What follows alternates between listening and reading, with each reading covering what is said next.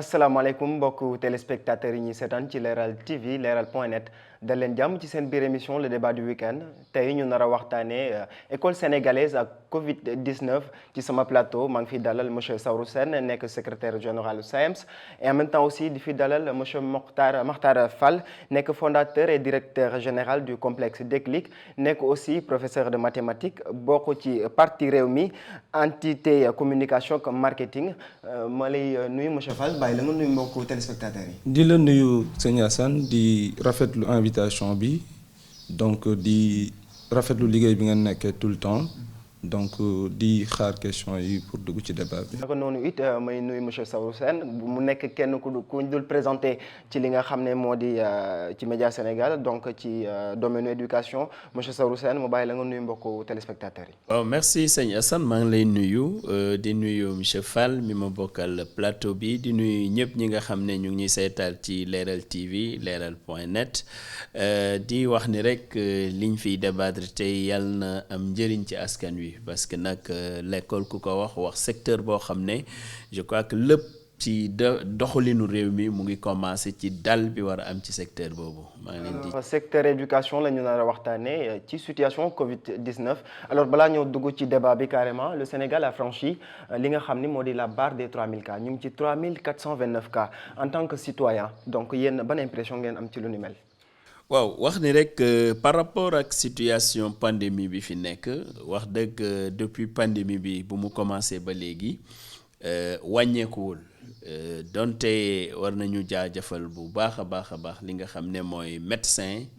ñi nga xam ne ñooy tous les agents de santé yuy liggéey Sénégal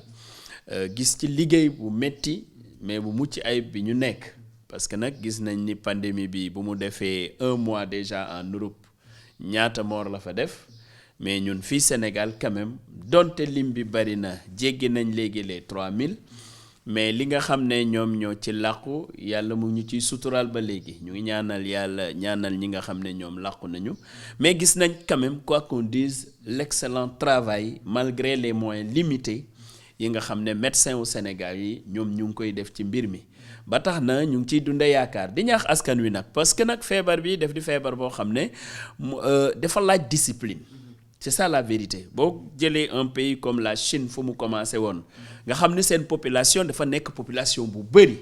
mais nag ku wax chinois wax discipline dans une certaine mesure loolu moo tax ñoom ñu daaneel corona bi fii nii ci Sénégal ba léegi am na quelques poches de résistance parce que nag boo xoolee nit ñi tey am na marché yi foo xam ne boo fa duggee ci yooni zone yi ak xale yi ni nga leen di gisee mais tu te poses la question est-ce que les gens sont conscients que maladie bi mu ngi fii. est-ce que les gens sont conscients de maladie bi mu ngi fii monsieur Saourou Sène loolu la jot a daanale monsieur Fall yow aussi naka nga gisee li nga xam ne moo di Covid 19 actuellement ci Sénégal bi mu fi duggee le 2 mars ba léegi mu ngi continuer di propager wu non ban impression nga am ci lu ni mel. très bien loolu nekk question bu am solo bu laaj jàngat donc pour répondre ci question boobu man je vais essayer de scinder en 2 parties la réponse premièrement mooy dafa am solo ñu jaajëfal les médecins jaajëfal équipe bi piloté pandémie bi parce que mu nekk mbir moo xamante ni lu am solo la mais aussi en aval il est important que nit ñi ñu comprendre une réalité aujourd'hui nous sommes presque à 70-75 jours depuis je veux dire donc du 2 mai à aujourd'hui. La pandémie, la maladie a fait ici minimum donc presque 3 mois. Mais comparé aux autres pays, ces grandes puissances-là, on a vu que yàlla daf ñu suturaal ci lu bari. Si aujourd'hui, après 60 jours, après 70 jours, nit ñi di waxu 41 morts, 42 morts. Je rappelle juste que mort moom même bu dee benn kenn du ko xeeb. loolu mooy la première chose à noter donc di masaw sax famille ya nga xamante ni donc ñoom ñoo ci perte ña nga xamante ni tamit. gàllankoor boobu daloon na leen ba wér-gu-yaram dab leen ñu ñaanal leen ñu gën a nekk ci jàmm waaye dafa am solo yàlla bu la suturaale nga utiliser sutura boobu pour pouvoir rebondir man je suis un peu contre cette manière de gérer la pandémie cette gestion donc de gérer la pandémie pas au niveau seulement du Sénégal mais au niveau de l'Afrique te li koy waral mooy on n'est pas dans les mêmes situations que l'Europe ni les Amériques. D'accord. Parce qu'après 30 jours en Italie, après 30 jours donc en France, Ne serait-ce que par les ratios de population, la France qui compte presque 65 millions, nous sommes à 15 millions. Si vous comparez les morts et les infectés, vous voyez que la différence, elle est grande. Am na donc lu ci nekk secret. Quand je dis secret, je dis pas que la maladie n'existe pas, je dis pas des choses comme ça, mais waroon nañ mën a am beneen doxalin bu wuute ak doxalinu ña nga xamante ni il compte des milliers de morts. Loolu mooy la grande logique et malheureusement ce qu'on voit. bi monsieur Fall loolu la wax par rapport ak li nga xam ne moo di pandémie Covid-19 alors nañu ñëw ci débat bi ci fond débat bi muy l'éducation donc école sénégalaise le président Macky Sall ci discours à la nation bi mujjee def dafa jël ay mesures maanaam mu nekk ci état d'urgence beeg yu ni mel voilà mu bokk ci benn maanaam ndogal bu mu jël mu nekk ndogal bu ñenn ñi doon xaar ndogal aussi bu ñenn ñi doon xaaree ci beneen anam mais mu ñëw ne day ubbiwaat li nga xam ne moo di école sénégalaise le 2 juin alors pour élèves yi nekk en classe d'examen alors yéen en tant que acteur de l'éducation naka ngeen gisee lu ni mel parce que dañoo jàpp ne c'est un peu controverse du fait que tey jii bi ñu amee 40 cas foofu noonu am ñu ngi tëj donc ñu am 3000 et quelques cas ñu bëgg a ubbi alors ngeen yaakaar ne amul benn contradiction là-dessus. waaw c'est vrai apparemment am na benn contradiction parce que bi ngay nekk ci 40 cas à peu près ci nga décider fermer l'école yi nga dem ba 3000 nga ubbi mais loolu yëpp njàngat la laaj d'abord damay fàttali rek bu dee am na secteur boo xam ne vraiment conséquence su Covid-19 bi dina ko laal bu baax a baax mooy le secteur de l'éducation. te laal na ko la preuve boo leen amee seetlu premier discours chef de l'État premier discours am ci la tëj l'école yi ne comme menace bi mu ngi nii pandémie bi dugg si na première mesure nañ tëj école yi ak université yi ñu def ko loolu nag aussi ñu fàttali moom moo am prérogative boobu ñun amuñu ko ministre amu ko moom mi nga xam ne moom moo njëytu réew mi te jot information yu ñu jotul ñun moom bu décider tëj ñu tëj mais moom jiitu réew mi aussi moom mi tëjoon moo yore caabi ubbi aussi parce que constitution moo ko jox loolu information yu muy am moom avec toute l'équipe sanitaire bu nekk ak ñoom xëy na ñooñu sur la base du protocole sanitaire lañ ko wax ni war nañ mën a ubbi l'école yi mais ci anam wii maanaam l'école yi boo xoolee ndongo yi c'est 3 500 et quelques mille mais ñiy reprendre tey c'est juste les 551 000. mais nga yaakaar ne warul mën a am li ñu tuddee la concertation. et non la communication. man damay ñëw rek. damay ñëw xam nga dafay am mbir fu mu toll. dans une situation particulière nous sommes dans un état d'urgence il faut un comportement particulier man en tant que secrétaire général du syndicat autonome des enseignants du moyen secondaire première force du moyen secondaire man assisté naa ñaari réunion yoo xam ne seq nañ ko ak ministre de l'éducation ak ministre de l'emploi de l'enseignement technique de la formation professionnelle et de l'artisanat ñu xool directive boobu nga xam ne tukkee na ci conseil des ministres muy la reprise ñu ne naka la ñuy reprendre ñun nag comme ni ñu leen ko waxee woon nous sommes des agents de l'État tout comme les agents de santé tout comme les forces de sécurité comme jiitu réew mi décidé na nañu reprendre ñun en tant que représentant des enseignants war nañu war a wax gouvernement bi mesures yi ñuy xaar ci ñoom pour que ñu teg ko mu leer pour que école bi bañ a nekk un foyer de propagation de la pandémie. yéen da ngeen a tegoon li nga xam ne moo di da ngeen a ay conditions ngeen tegoon. justement avant ñoo ubbi li nga xam ne moo di école sénégalaise. justement mais est-ce que actuellement. yéen les conditions yi ngeen tegoon. le président de la République répondre na ci li nga xam ne moo di. justement xam nga mbir mi sëñ Assane dafa compliqué ci ñun déjà parce que li nga xam ne moo nekk ci protocole sanitaire bi muy li ñu war a def ci l'école yi désinfecter les écoles teg fa ay thermoflash teg fa ay les gels hydroalcooliques lépp li ñuy wax. dafay laaj ñu dem sur le terrain gis ko or man personnellement mënuma génn Dakar pour le moment ce n'est pas une autorisation qui me permet de circuler en tant qu'acteur de l'éducation mais donte jox nañ ma quand même la semaine benn carte professionnelle xaw ma nag ndax carte professionnelle boobu pour le moment bu ma tasee saa waay mu sol casquette am naka la ñuy def. d'accord mais dinañ ci fu ma bëggoon daane la rek sëñ Assane mooy moment bi aussi dafay laaj ñun ñëpp ñu donte nag c'est important que quand ça ne marche pas que nous tous nous puissions dire ici ça ne marche pas la preuve dinañ ci ñëwaat. ci nu ñu doxalee jàngalekat yi monsieur Fall dégg nga réaction actuellement monsieur Saourou Sène alors yow aussi à votre niveau ban réaction ngay indi ci lu ni mel. Très bien donc comme ni ma waxee sànq rek di rafetlu déjà réaction bi parce que cela montre que c'est un acteur mais bu nekk sur le terrain aussi il est au parfum de ce qui se passe loolu dafa am solo bu ñëpp peut-être doon exercer avec plénitude sa fonction comme il le fait peut-être beaucoup de problèmes ne vont pas advenir en fait pour ainsi donc yéen da nga jugé ne am na tey jii am na manquement par rapport. Je vais expliquer donc carrément d'après parce que tu as bien posé la question. Le fait de dire que quand on a eu 40 cas le président Macky Sall a décidé de fermer les écoles on est à 3000 et qu'il décide donc de les réouvrir. Je vous dis quelque chose. Winston Churchill il disait quelque chose de très important. Il dit que en temps de guerre la vérité est tellement précieuse qu'elle est escortée par un tas de mensonges. Il est important que nit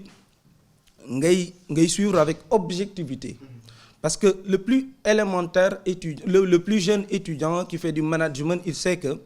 pour gérer quelque chose pour faire du management il faut ce qu'on appelle la règle du PODC savoir bien planifier organiser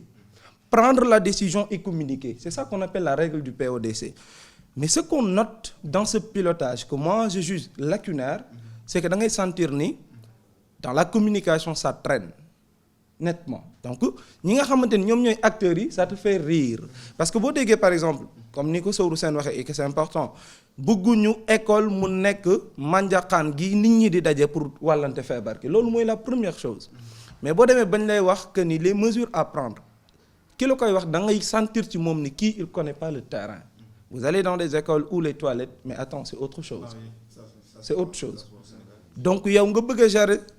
la netteté ou bien la salubrité de chaque élève c'est pas chose facile li koy gën a indi nag boo xoolee pilotage bi pourquoi c'est lacunaire c'est parce que y a un peu du c'est-à-dire le fait que dañuy copier-coller quand vous deviez bien gérer une chose c'est important que les acteurs soient bien imprégnés demal ba ci ñoom laaj leen comment ça se passe comment il faut faire ma ne sànq concertation au lieu de communication donc moo am échange bi mais li ci ëpp solo je vous dis en fait le grand problème c'est quoi il ne faut pas concerter avec les acteurs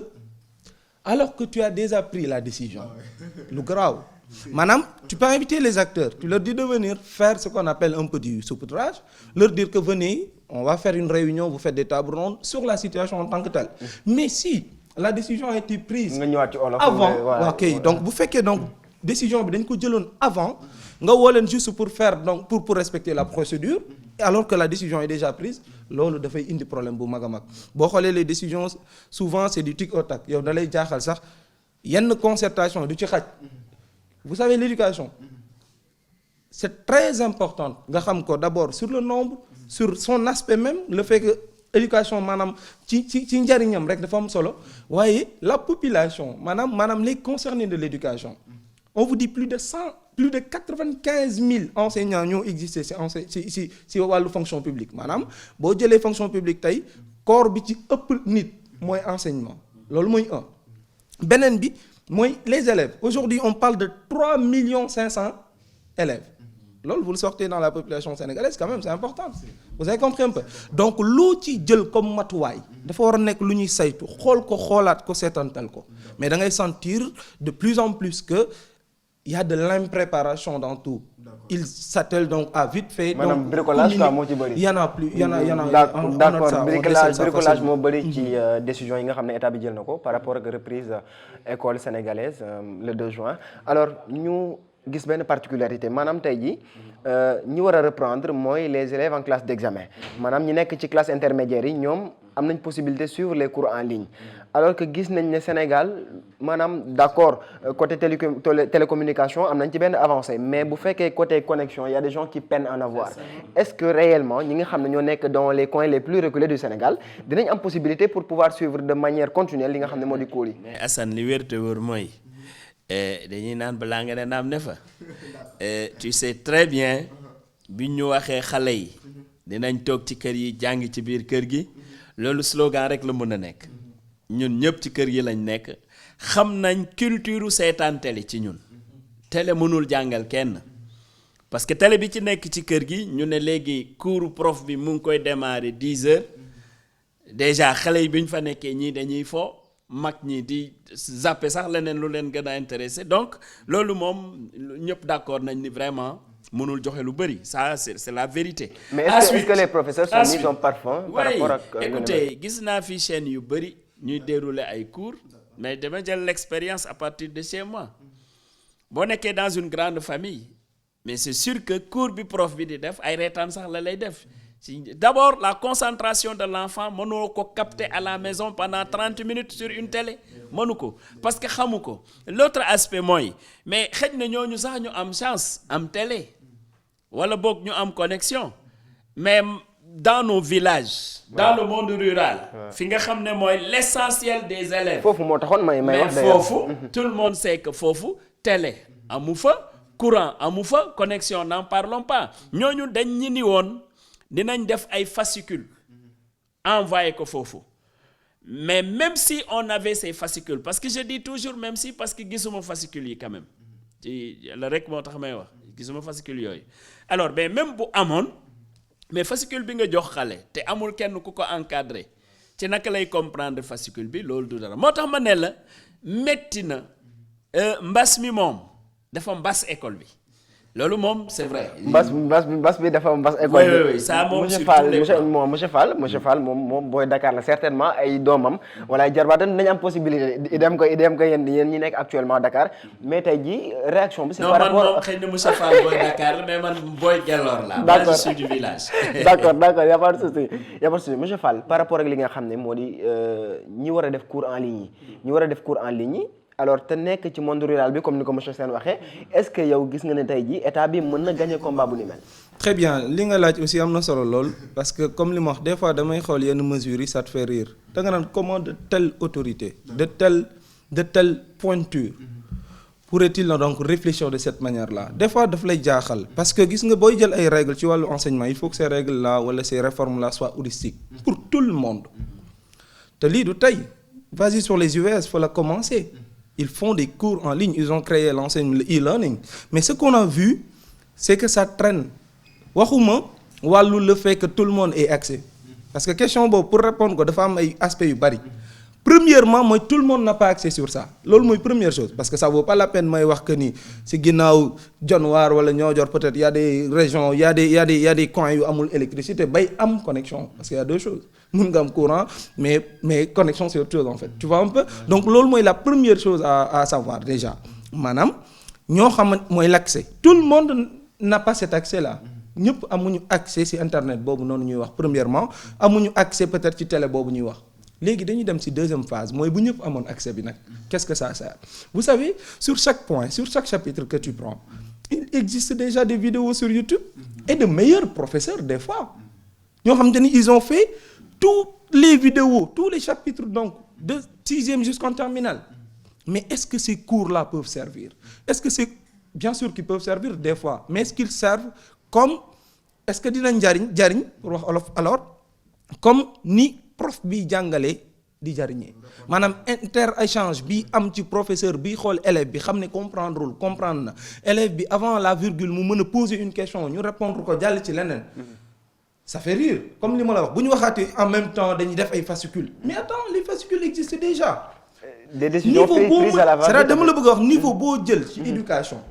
niveau boo jël ci éducation. les vidéos existent. les fascicules existent. mais comment adapter parce que la transmission du savoir c'est pas une mince affaire. nekkul looy def ci vidéo poster ko pour tout le monde waxuma xale yi magum jëmm buy def formation en ligne sax. Ce qu'il gagne dans cette formation est carrément différent que bu ko doon def physiquement sur terrain. Donc pour te dire que dafa am benn impréparation lii ce n'est que les impactants mais par exemple bi problème bi amee ce qu'on devait faire c'est peut-être parce que man ça m'étonnerait vachement qu'on puisse demander ça à un professeur lui demander par exemple est-ce qu'on peut faire des cours en ligne est-ce qu'on peut faire des cours sur TFM sur RFM bon etc. sur les télés je veux dire en grosso modo. D'ailleurs il y a des professeurs qui l'avaient commencé dans les télévisions. J'avoue ça a toujours existé mais impact bi muy def bokkul man je suis professeur mais quand on m'a proposé de faire des cours en ligne d'habitude parce que tamit bëgguma di jàngal xale fekk wala may jàngal élève wala étudiant comme ci mënti nekk fekk li ma koy jàngal man wóor na ma ni lii nii tu le fais juste pour t'occuper mais li jaruñu ko J'ai tellement refusé, même les plateformes qu'on m'a proposées pour mon école, j'avais demandé qu'il y ait le maximum possible, que l'élève se sente comme si j'étais devant lui. J'ai eu une proposition de cette nature-là, on vous donne ces plateformes, etc. Mais c'est sur ça que j'insistais le max possible. Donc pour vous dire que, moi, le problème bi ñu am mooy c'est-à-dire dañoo gaaw ci copier-coller directement. te gis nga l'originalité des fois ça fait l'élégance en fait, ça fait aussi l'importance. Des fois li nga am maanaam bu problème amee diagnostic bi ngay njëkk a def c'est d'une importance fondamentale. te diagnostic boobu del laaj les acteurs. d'accord keneen mënu la cee wax lu mu xamul ku dul acteur. d'accord foog ki jàngale maanaam physiquement mu présent de ce fait ki muy jàngal mën a sentir carrément li nga xam ne moom lay dugal ci biir boppam bi. alors mesures sanitaires yi par rapport ak reprise li nga xam ne moo di école sénégalaise est-ce que yaakaar ngeen ne tey jii dina am satisfaction par rapport ak li nga xam ne la décision prise. D'abord dama bëggoon. d'une manière brève. waaw bref dama bëggoon préciser waat aussi n'oublions pas que dañ nekk dans un contexte assez difficile pour tout le monde. La vérité est que tey lépp li xew dans le secteur de l'éducation dañ mën a sauver rek ce qui peut l'être mais le confort biñ ciy soxla pour xam-xam bi dugg nu waree loolu Covid bi mayu ko kenn parce que loolu dafay laaj des enseignements en présentiel. Alors que en réalité Covid bi fi muy gën a rakkaajo mooy boo leen nekkee mbooloo jaxasoo voilà donc yooyu encore que nous avons affaire à des populations très jeunes muy les élèves. Pour revenir maintenant sur les mesures en tout cas li ñu gouvernement bi wax mooy école bu nekk dinañ fa def tout le matériel thermoflash masque gel hydroalcoolique tout ce matériel là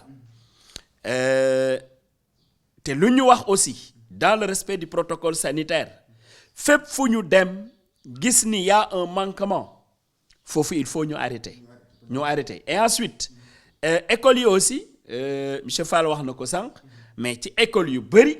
problème mu même les sanitaires là ça pose problème mais loolu li ci ministre bi wax aussi ñun ñëpp ñu déggandoo ko mooy que na collectivités locales yi en rapport avec les gouverneurs et préfets xool sécuriser les lieux en faisant de sorte que fépp fu ndox amul ndox na fa amee donc yooyu ci ay wax lañ ci toll pour man parce que encore une fois de plus damay jàpp ni ñu ko wax xam nañ importance su loolu mais nag bu demee nag ba ñu war fa dem pour contrôler xool man wax naa ko su may naataango jàngalekat yu nga xam ne dañuy dem sur le terrain d'accord yéen a ngi dem sur le terrain vous êtes des agents de l'État mais attention lépp li nga xam ne ñu ngi ko contenir dans le protocole sanitaire fu ci manquement am ne vous engagez pas. d'accord dinañ ñëwaat ci li nga xam ne moo di retouru enseignants yi keroog gis nañ vraiment sa naataango yi tàq foofu dinañ ci ñëwaat donc monsieur Fall université actuellement ñoom seen situation am nañ ñoo xam ne jàpp nañ ne sax seen déjà seen année blanche la donc par rapport ak li nga xam ne moo di cours yi ñu leen programmé en ligne est-ce que jàpp ngeen ne aussi possibilité boobu dina mën a am et aussi lan lañ mën a def aussi pour ñooñu noonu mën a continuer li nga xam ne moo di école sénégalaise bi. waaw c'est vrai que bon sur réforme yi li ñu gën a wax maanaam instant bi li gën a jàmp nii mooy peut-être les élèves yi nekk en classe d'examen quoi donc ñi nekk ci université yi xaw nañ perdre xamuñu fu ñuy taxaw présentement pour dire vrai. On rappelle aussi que cours en ligne yooyu ça a déjà existé dans les universités donc pratiquement ñoo amoon nañu plateforme qui leur permettait de faire des cours en ligne mais comme li ma ci waxoon sànq rek xanaa rebondir ci mooy que ni dafa am différence nañu xool des moyens xool comment faire pour réduire peut-être le nombre essayer de voir comment faire pour le plus vite possible ñoom ñu jàll ci situation cours en ligne yooyu comme ni ñu ko bëggee de manière continuelle jàll ci des cours physiques mais li may wax rek mooy quelle que soit la donne li am solo li wóor te wóor mooy cette année scolaire bi dina impacté wu ci éducation wu Sénégal je parle pas pour cette année seulement ni 2 ans mais boo moytul 5 ans ou 6 ans. mais est-ce que c'est pas le moment de redresser l'école sénégalaise ginnaaw bu ñu jubloo ci maanaam retour enseignants yi. la fois retour bi moom ñu ngi bañ rassemblement alors que sa naataango yi. ak état Sénégal l'organisation du retour des enseignants quand même c'est une catastrophe en réalité waaye nag dañuy préciser rek. ñun waxoon nañ ko ministre de l'éducation parce que foo jëlee lu toll ni 1500 enseignants ne leen à 15 heures na ngeen tase rond-point Liberté 5 mais c'est sûr que foofu mais man xam nga en général ni ñu koy waxee rek je préfère anticiper biñ ma joxee le chrono dama daaw daar fekki ministère gouvernance ñëw ne ko monsieur le ministre il faut ñu gisee parce que dafa amoon cérémonie bu fa nekk mais ne leen man ñëw ma woon quand même pour cérémonie bi donte je respecte cette cérémonie elle est bien parce qu'il s'agit de réception de matériel destiné aux écoles par les collectivités locales ñu saluer ko mais dama ñëwoon pour woon ko ni lii waaj a xew fële Liberté 5 boo moytuwul mu indi jafe-jafe parce que ñëpp bu ñu ñëwee à cette heure là rassemblement dina am te personne ne pourra respecter la distanciation sociale mais ces services am yi ñoo ma ni non et on a pris toutes les dispositions ça va voilà mais bi ñu fay yegsee moom mu yegsi foofu mais gis na la situation maintenant aussi ñu dolli ci lenn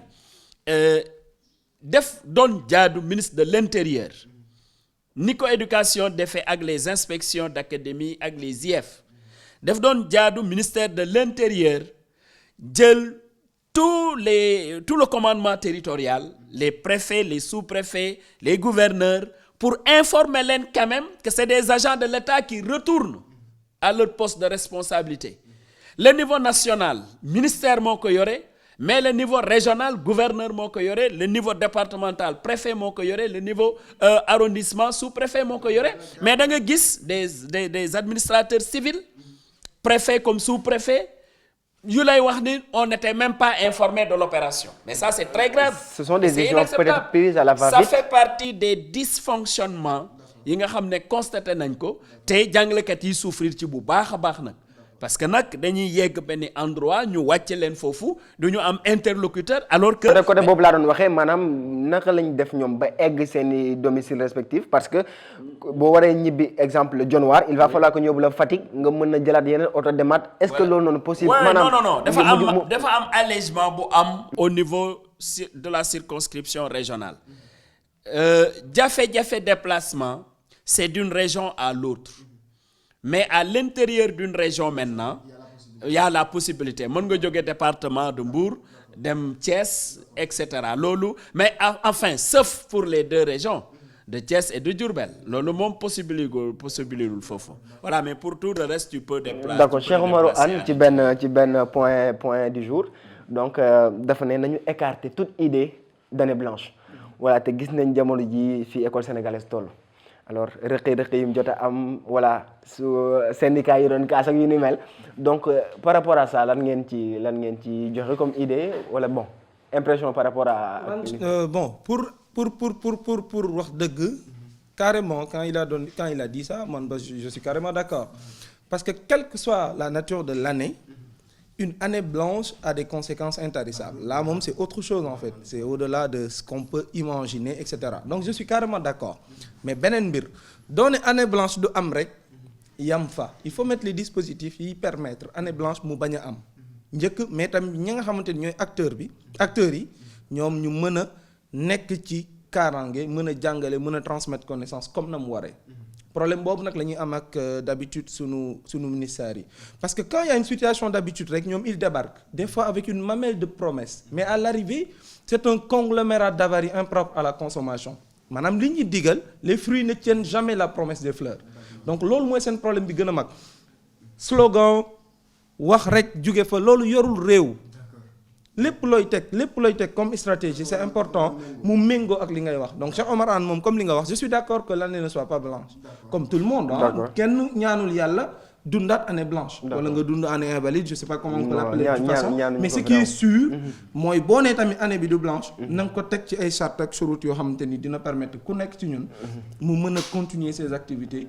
normalement. D'accord presque li ñu joxoon ci waxtu mu ngi waaj jot alors bu fekkee am na lu ngeen jotutoon wax par rapport ak li nga xam ne moo di idée yi ngeen fi jot a dégager ak yu ni mel bon d'une manière brève la. waaw ñaari mbir d'abord xam nga le convoiement des enseignants de Dakar à l'intérieur gis nañ difficulté yu mu posé dafay am beneen mouvement de l'intérieur vers Dakar de l'intérieur vers d'autres régions il faudrait que Dakar Dem Dikk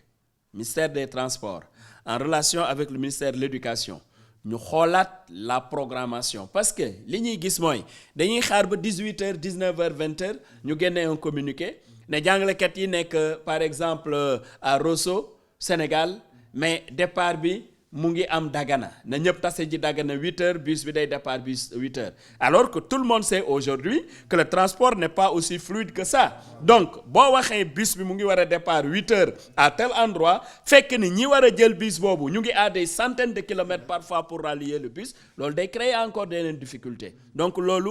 dans la programmation plus programmation bi di gën a teel ñëpp ñi war a fagaru waaj ñu mën ko def ci xel mu dal beneen aspect bi mu bëggoon ñëw mooy raté yi ñu gis quand même ci déplacement jàngalekat yi faudrait pas que ça soit la même chose par rapport à la logistique qu'il va falloir mettre ci école yi pour que bu ñu ñëwee ñu fekk fa loolu les thermoflash bu ñu wax ni ñu ngi ci yoon bi commencé leen en attendant qu'il arrive déedéet il faut que thermoflash yi jiitu jàngalekat yi ci lieu de travail le protocole sanitaire lu mu wax il faudrait que état bi conjuguer les efforts entre acteurs aussi bien de l'éducation, de l'intérieur que d'autres secteurs qui sont concernés en rapport avec les collectivités locales pour que le matériel soit disponible sur place avant le 2 parce que buñ ko deful rek encore day indi yeneen d'accord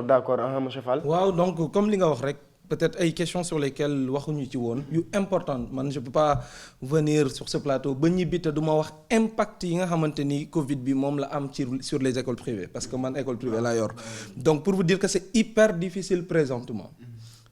doy na waar ba fu doy waar yam parce que tamit mënoo jël parce que tamit c'est important des fois les PMI et les PME boo yoree état nga leen di bàyyi xel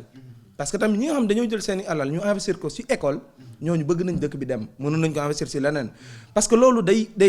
yombalal yenn secteurs yi l'investissement nga koy yombalal ci yenn secteurs yi dafay permettre un développement parce que kenn du jël école boo jëlee école da ngay jël ay profs yu fay nekk da ngay jël ay employés yu fay nekk da ngay jël ku fay defar da ngay jël secrétariat donc toute une équipe chaque école minimum di nga fa fekk une vingtaine de personnes yu fay liggéey donc ñiy investir ci wàllu école bu yenn situation yu toll nii amee ci dëkk bi dañ leen a war a suivre pourquoi ma koy wax nag c'est parce que c'est en connaissance de cause parce que ça fait 2 ou 3 mois où tu essayes donc de remuer terre ciel pour fay say location fay say employés pratiquement difficile présentement da ngay gis un ami ou il vous dit arrêtez de vous d'investir donc dans l'éducation investissez dans le bâtiment ou truc ce qui te montre que l'investissement dans le bâtiment c'est ne pas créer de l'emploi tu prends 100 millions nga def ko ci benn kër yow rek yaa ciy fayeeku kan moo ciy liggéey keneen amul et un citoyen qui prend 100 millions qui en crée 2 écoles 3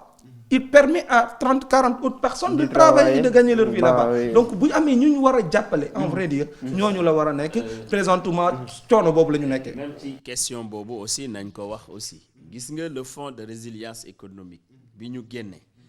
niñ ci xalaatee entreprise yi noonu lañ ci war a xalaate école privée yi parce que les écoles privées aussi c'est des entreprises dañ demander dafa laaj ñooñu ñu appuyer leen et encore que ñoom ils font un service public les écoles privées xale yi jàng ci école privée yépp état wu Sénégal moo amee woon devoiru dugal leen fi ñu jànge comme nag état bi parce que même dans le public da ngay gis ni les classes sont pléthoriques mais classes yi bu feesee déjà dans le public am ay sénégalais yu jël seeni alal investir dans le privé mais dafay laaj dans ces moments-là état accompagner leen moo tax aussi difficulté bi fu mu nekk ñun xam nañ ko parce que ce problème-là monsieur Fall dañ ko poser devant le gouvernement du Sénégal ñu ne voilà c'est que la situation mooy que école yi nga xam ne dañoo am reconnaissance déjà ñu jox leen un papier am nañ une subvention d'1 milliard et quelques moom lañ leen di jox mais dans la situation actuelle il faut aller au-delà de ces écoles qu'ils ont reconnues parce que en général boo ñëwee def une déclaration d'ouverture d'école ñoom buñ ko notifier rek avant ñu koy reconnaître dañ lay autoriser nga commencer tes enseignements comme nag dañ lay autoriser nga commencer ces enseignements def ci am solo dans ces moments particuliers mais ñoom ñu mën leen appuyer parce que parents yi aussi le problème que les parents ont certains